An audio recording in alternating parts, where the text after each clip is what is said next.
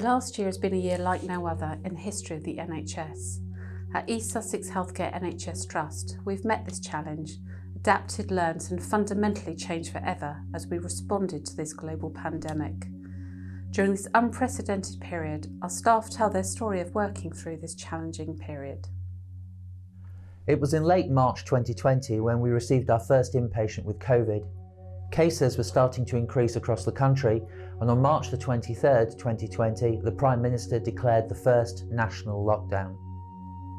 There was fear of the unknown, but everybody pulled together to plan, create additional capacity, and redesign the way we worked to keep our patients and our staff safe. We set up a clinical advisory group of senior clinicians who met 3 times a week, and everything we did was based on clinical evidence and on advice from NHS IE and specialist societies. At the start of the pandemic, we set up an incident control centre staffed by senior managers and supported by admin and our emergency preparedness, resilience and response team. The main function was to act as the central point for information and communications coming in or out of the Trust from the likes of NHS England, Sussex Commissioners, the Ambulance Service, Public Health England and even mutual aid requests from neighbouring organisations. It was a challenge as information requests were relentless and national guidance was constantly changing.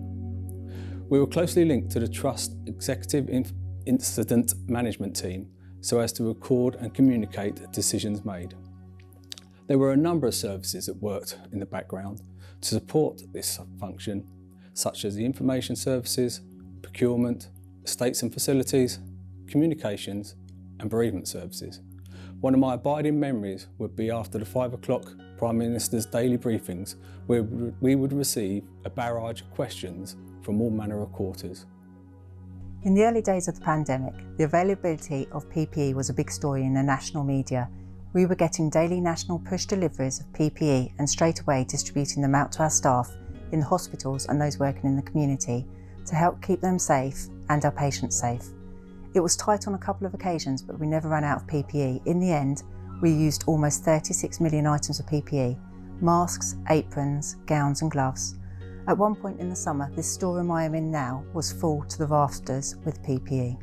Discharge hubs were set up as part of our COVID response at ESHT. It's been a great opportunity to bring all of our multi-agency system colleagues together to support and lead on discharge processes.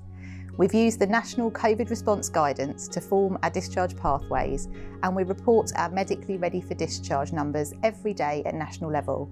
It's been a positive experience for everyone involved, as we have created a central hub of expertise to support our patients' journey leaving hospital.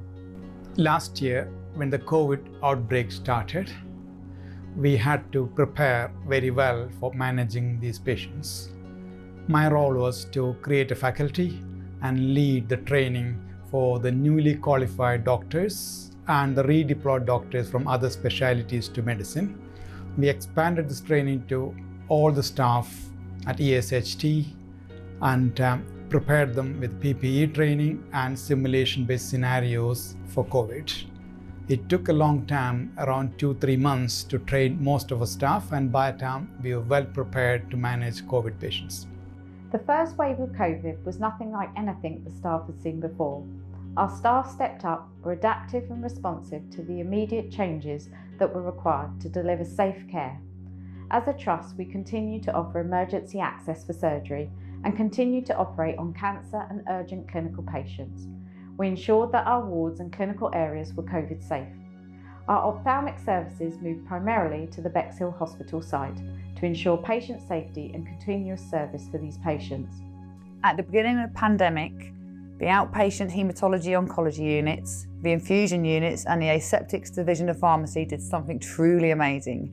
Over a 3-day period, we clinically decided to move all of our patients to Sussex Downs College to enable us to safely give them their treatments. First wave of COVID in critical care, we were asked to escalate our bed capacity to something like 3 times our normal ventilator capacity.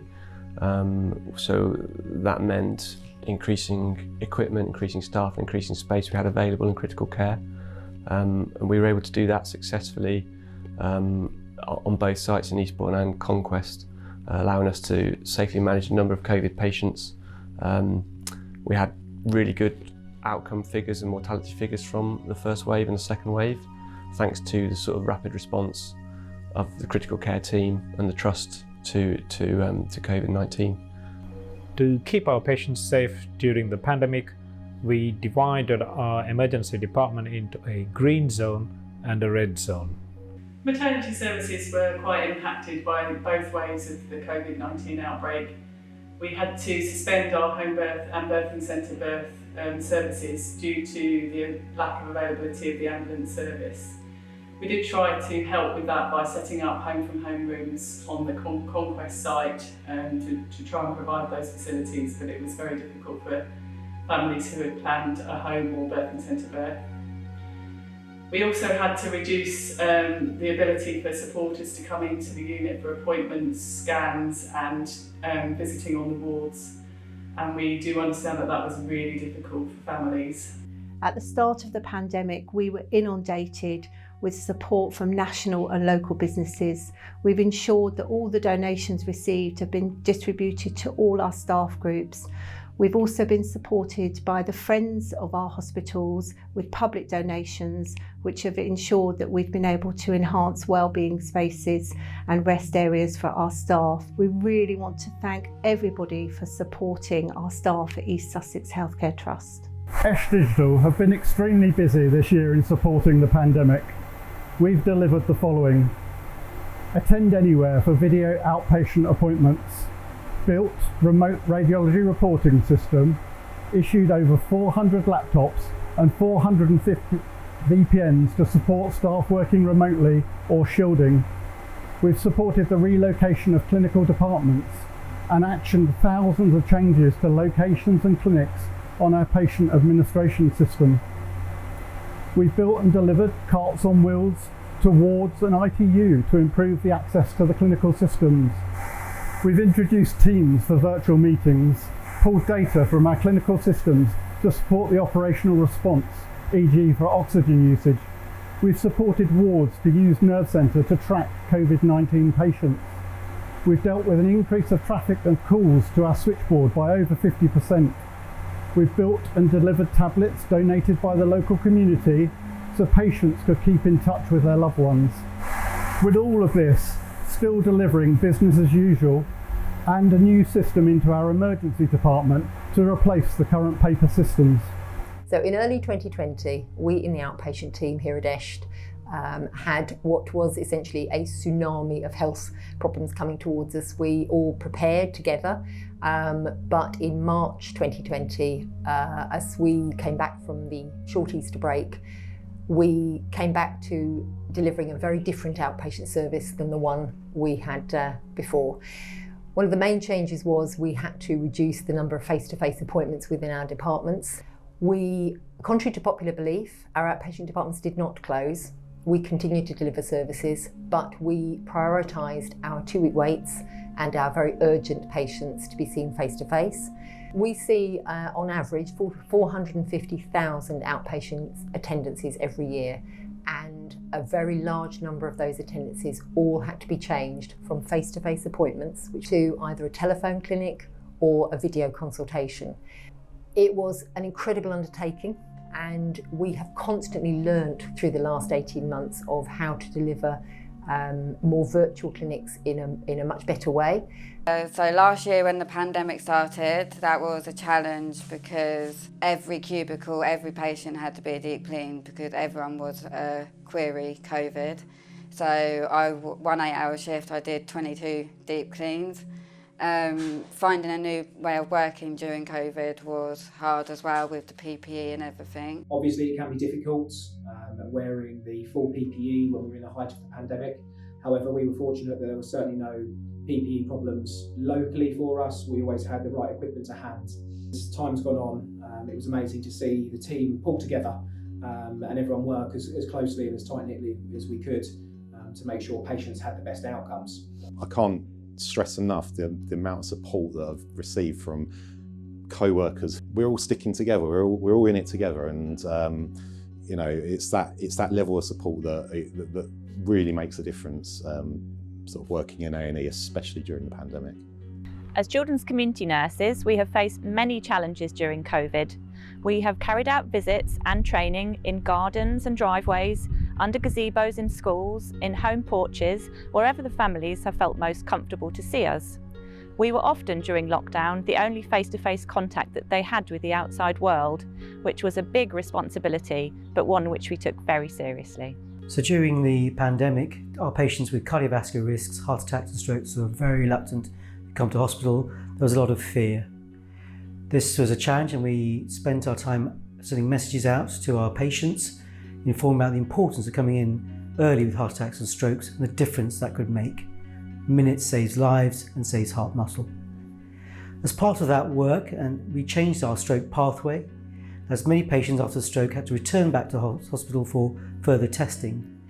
We inserted a ILR loop recorder that allowed us to monitor patients, which would negate the need for them to come back in for further monitoring. And this change in pathway has been nationally recognised and put on a NICE sharing website. In each of the waves, over 400 staff were redeployed from their usual job to provide support in areas that needed it most.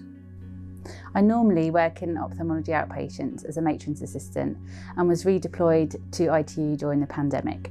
I found the whole experience overwhelming but incredibly inspirational and emotional.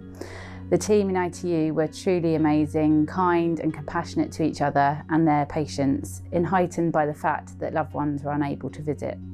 An experience I will never forget, which makes me proud to work for the NHS. I'm a physiotherapist, normally working in MSK. For the first and second wave of COVID, I was redeployed to critical care, working with the respiratory team, which is an area that I'm neither that confident or well experienced in. Saying that, the team were amazing and we really came together, and I was provided a lot of training and a lot of support. And despite it being quite a terrifying time for everybody, I think we all came together really well and made a really good team. In order to protect our staff, some had to self-isolate for long periods, while many others had to work from home. During the pandemic, I had to shield due to health reasons. Being a matron who's very active on the ward, usually I found it quite challenging. Although I was working from home, I didn't feel it was the same, and I did have quite a sense of guilt, especially in the second wave, when I knew the daily challenges that my colleagues were going through. Although they said they felt I was supporting them and I was in contact with them on a daily basis, I did still find it really hard. Throughout the pandemic, we received support from all of our health and care partners in the Sussex system. But as we planned our recovery, it was blown off course by the start of the second wave. I remember back in March 2020 having conversations with people about the virus, and some people not always taking it seriously and saying it's just like the flu or it's just a fuss about nothing, and if only they'd known what was about to happen. While the first wave wasn't as severe as everyone had expected or planned for, the second wave had a massive effect on all of us. On December the 2nd, 2020, things just took off exponentially, and it wasn't a slow increase, it was sudden, huge, and almost like a tsunami. It was absolutely nothing like the first wave.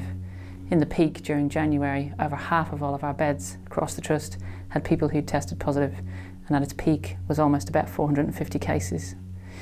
Outside of the hospital, the numbers in the local population testing positive for the virus were huge. Most of our staff lived locally too, and they were also affected by that. We had huge numbers of staff affected and absent. December and January were incredibly difficult, and it's like nothing I've ever experienced during my 32 years in the health service. The second wave of COVID saw a significant increase in COVID patients and also impacted on our own staff and their families. Although staffing at times was challenged, we ensured daily that all our areas were able to deliver patient care safely. We ensured our staff were supported, and we were grateful for the many donations we received.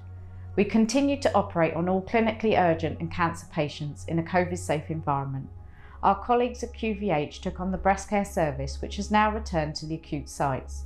Outpatient activity continued with either face-to-face or virtual clinics. So during the second wave in January, we opened up Furward House. We opened up 10 beds with the local council. It was to help clear out the acute hospital to take patients who are waiting for COVID negative swabs, who are going to nursing homes or going home with packages of care. This was supported by the frailty team, by the Brown Badder and by Women's Health, redeploying their staff to help support patients within this unit for the duration of January. Since the beginning of COVID, a new test has been needed. Originally that happened in a number of centres around the UK, our local centre being Southampton. That resulted in a number of delays in patient pathways. Across the last year and into December of last year, we created a new laboratory for COVID testing, allowing us to do over 500 COVID tests a day, all within 24 hours. This has helped us streamline patient pathways and improve the safety of our patients' care. During the pandemic, we identified a need to improve our oxygen supply. So what we've done, evidenced by the Eastbourne plant at the back here, is put some new plant in, which has essentially doubled the capacity of oxygen available for our patients, also doubled the flow rate as well. And we've done that at both Eastbourne and Conquest hospitals. We're better prepared during the second wave and had the space available and the equipment available and the know-how, but we're exceedingly busy and had some of the worst times on critical care during that period, and the staff really pulled together as a team and got through it, and again provided excellent care for the patients during that time. I came out of retirement to help set up and run the post-COVID assessment service in February of this year. We're working in a very different way to how I was working in the Trust previously, because we're assessing patients virtually, most of them by telephone assessment, but we can also use video links, do see some people face to face. We're also running groups using a virtual AccuRx space, and it's a huge privilege to come back into the Trust and work with patients again. We are now in our recovery phase. We are supporting staff returning to their substantive posts and having engagement and debrief sessions. We are adapting to different ways of working on the back of COVID to ensure we provide a safe, efficient service. We are aiming to achieve 85% recovery by the end of July 2021, and will continue to return to pre-COVID levels going forward. At the peak of the pandemic, we in surgery have had to follow national guidelines to prioritise patients needing emergency surgery or treatment for cancer. But thanks to following isolation guidelines and benefits of vaccinations, we are currently in a position to resume normal services. As expected, there is a massive backlog of patients waiting to be seen and operated on. All members of the surgical team are working extra hard to provide additional clinic capacity and operating lists to address this backlog. We are deeply appreciative of the patience and goodwill the local community have shown. We saw an increase across the system in terms of children presenting with mental health and eating disorders. Also, we've been told to prepare for an increase in respiratory illnesses in children over the coming winter.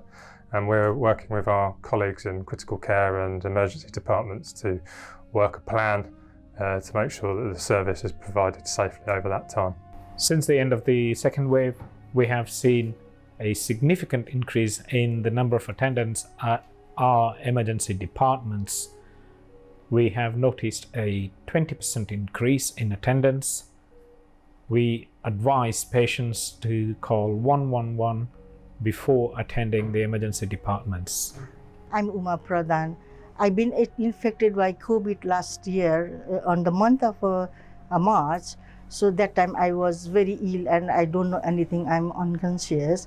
So I've been in ICU for 23 days. All the nurses and doctors are fantastic. They look after me, they care me, they give full effort to me. When I discharge, all the staffs just clapping me and welcoming me both sides of the corridor. So that gave me a lot of support to me. I'm very grateful to NHS. Thank you. Tragically, 3 members of our staff caught COVID and died during the pandemic. Pooja Sharma, a pharmacist, Tony Morrison, who worked as part of our temporary workforce in human resources. In January, the housekeeping department lost a much-loved supervisor to COVID. Losing Michael Winchester hit the colleagues across the hospital hard. He'd been at the Trust for 16 years and was a popular, well-respected and kind colleague. With COVID restrictions in place, it meant colleagues could not attend his funeral or come together for a memorial service. We miss you, Michael. Pooja, Tony and Michael are greatly missed. I think it's fair to say that COVID has tested all of us personally and professionally more than any of us could have imagined.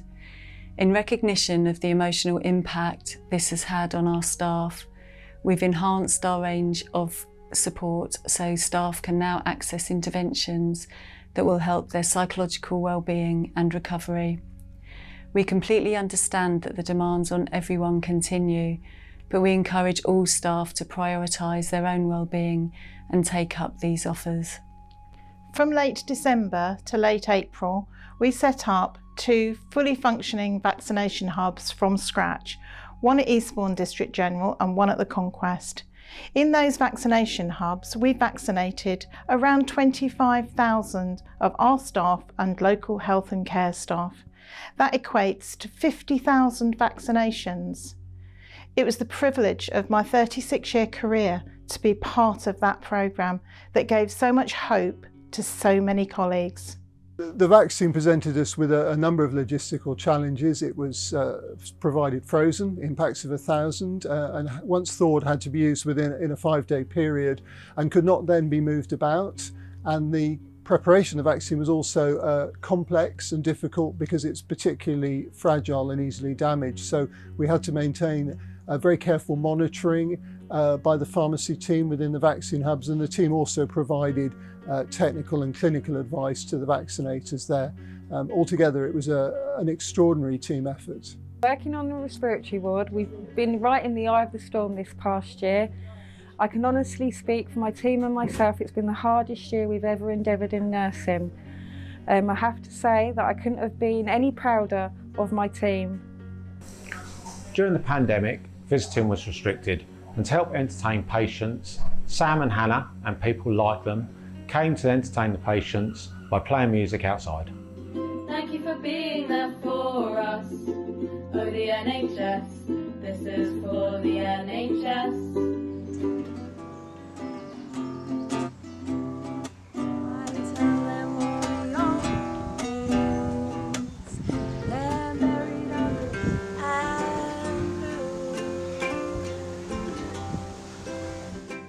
It was also the duration that made it so difficult. It wasn't just days or weeks, it was prolonged and it had a significant impact. Staff have been tearful. I've been tearful and I've cried with staff. And they weren't crying for themselves, but for the impact that it's had. It's been very distressing and very exhausting. And we've all been exhausted from it, everybody. But it's not just physical, there's also very much about the emotional impact. But we are now looking to the future and we're being positive. And we don't want to forget, as much as many of us would like to, about what has happened over the past year. We must acknowledge the difficulties, but move forward. One of the really difficult things all along has been restricting visitors, and that's been very difficult and distressing for staff as well as loved ones.